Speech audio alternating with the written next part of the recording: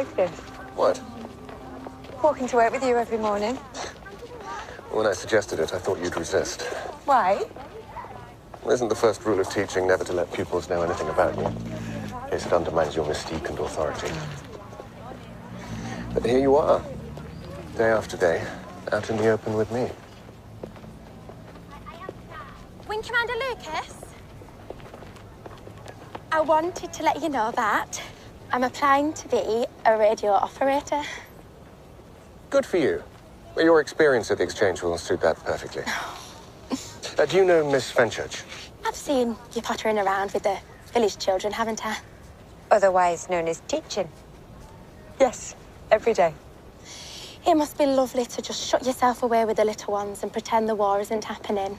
Unlike the Wing Commander and I, we have to deal with being on the front line. Isn't there somewhere you need to be? There is. Yes, sir. Well, perhaps you ought to go then.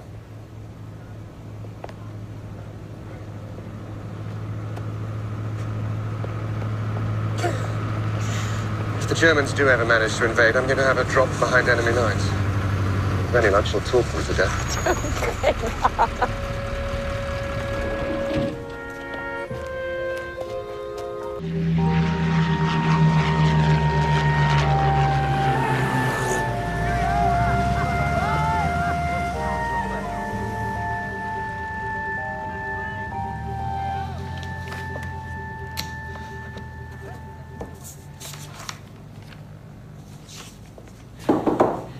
On my way down south. Oh, when are you next due up? Oh, not entirely sure. End of the week, possibly, beginning of next. The freeze on parachute training has had a knock-on effect on our delivery schedules. Any idea when the investigation's likely to be wrapped up? Well, they better be swift. We're going to need all the flyers we can get our hands on. How are things with the school teacher? Very good, I think. Don't seem too sure. But she's terrific. It's myself I question. Same old Nick. Same old Nick.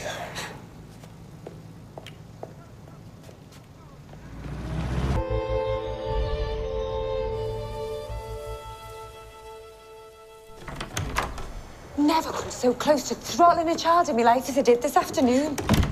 I've got them all heads down doing their sums while I'm getting on with me marking. Next thing I hear is snigger. I look up. There's Harry Weston trying to nip the keys off the piano at the back. Young man left a message for you this morning from your Wing Commander. He's already my Wing Commander. Oh, what kind of a message?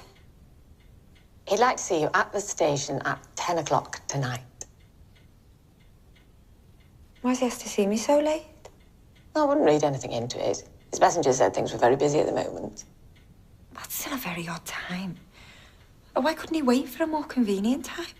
Presumably because he wants to see you as soon as he's available to do so. You know, I said you shouldn't read too much into it.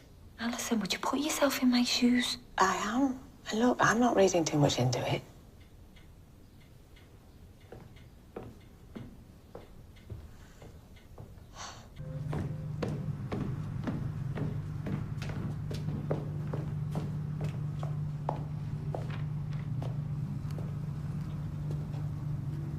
Knock, knock.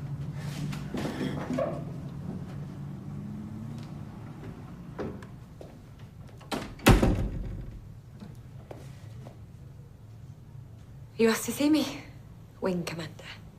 I'm so sorry to ask you here so late, but the way things are at the moment, it was the only time I had free to see you.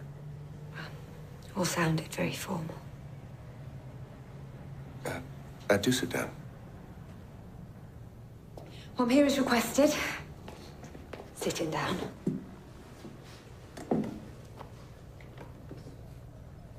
Teresa, you're a wonderful woman. The last time a man said that to me face, it was 10 seconds before he sacked me. I thought when this moment came it would be easier, but in fact, there is no easy way of saying it. Saying what, Nick? I have to write letters every day to the parents of airmen. And it's made me profoundly aware of the ruthless passage of time. Walking you to school, I realized I want nothing more than to do that every day. For the rest of my life. So what? I've thought of 100 different ways of doing this, but I thought inviting you here might be the best way. To ask you to marry me. In the room I now make all my most important decisions. I realize this must seem ridiculously fast, and of course in the real world it would be, but we don't live in the real world. We live in a world at war, and that focuses the mind tremendously. It's a huge question, I know, but will you at least think about it? I will. Thank you.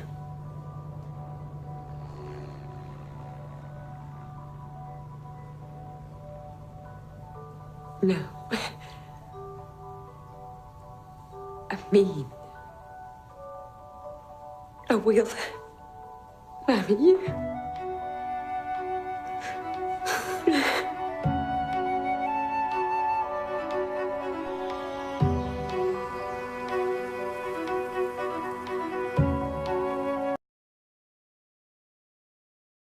One of my young airmen has gone missing. What? I don't understand why you're marrying Nick. Because I love him.